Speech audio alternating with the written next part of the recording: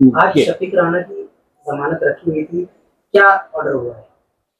जी, ये criminal bail application number 620/25 आज शफीक राणा की जो रखी हुई थी वो आज अपने न्यायाधीश श्री त्रिभुवन साहब ने रिजेक्ट किया हुआ है उनका जामीन अर्जी। क्यों रिजेक्ट किया? देखिए, ये जो जामीन का अर्जी है ये दूसरा जामीन का अर्जी है। इसके अव्वल भी एक जामीन का अर्जी रखा गया था। उसके बाद में उन्होंने ये जो अभी का जो बेल एप्लीकेशन रिजेक्ट हुआ है वो मेडिकल ग्राउंड के ऊपर उनको जमानत मिले, उन्होंने वो बुनियाद के ऊपर रखा हुआ था।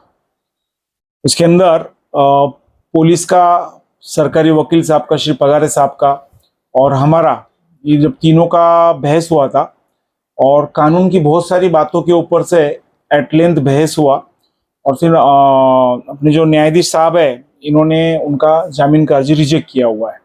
और इसमें मेन जो उनका जो अपने आरोपी का जो यहाँ पर उन्होंने जो बेल जो दाखिल किया था वो उन्होंने मेन मेडिकल ग्राउंड्स के ऊपर किया था। तो इसके अंदर सरकारी वकील साहब पगारे साहब ने वो पॉइंट के ऊपर सारे पुलिस पेपर्स बताए और वो पुलिस पेपर्स के अंदर ये जो अपने आरोपी साहब है ये कोऑपरेशन नहीं दे रहे हैं मेडिकल ट्रीटमेंट के अंदर।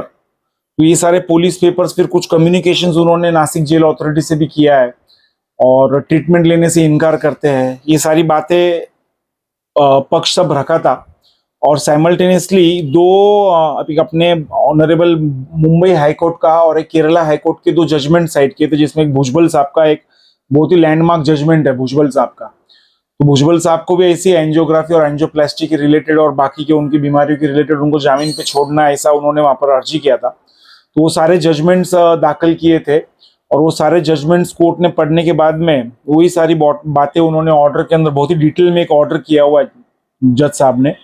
और फिर उसके अंदर दिया हुआ है, जो ऑर्डर है उसके अंदर दिया हुआ है कि इनकी हालत अच्छी है, स्टेबल है, वायरली स्टेबल है, वो दवाई नहीं लेते हैं, वो कोऑपरेशन नहीं दे रहे हैं ट्रीटमेंट लेने के लिए।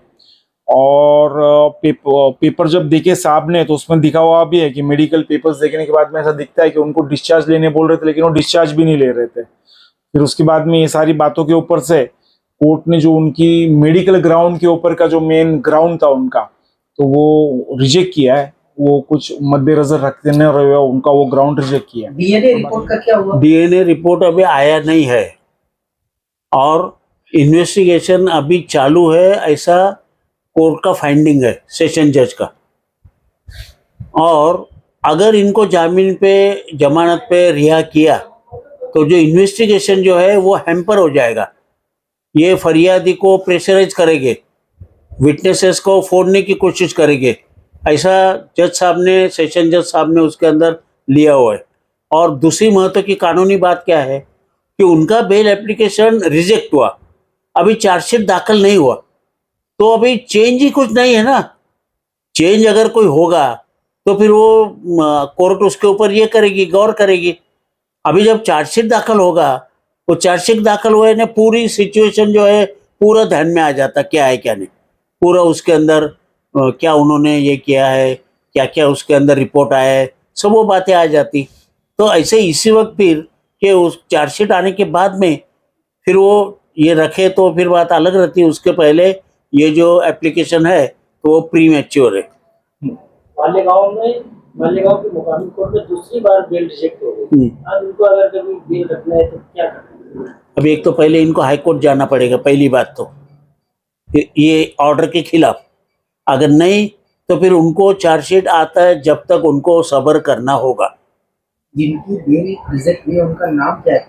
शफीक अहमद मोहम्मद इस्माइल।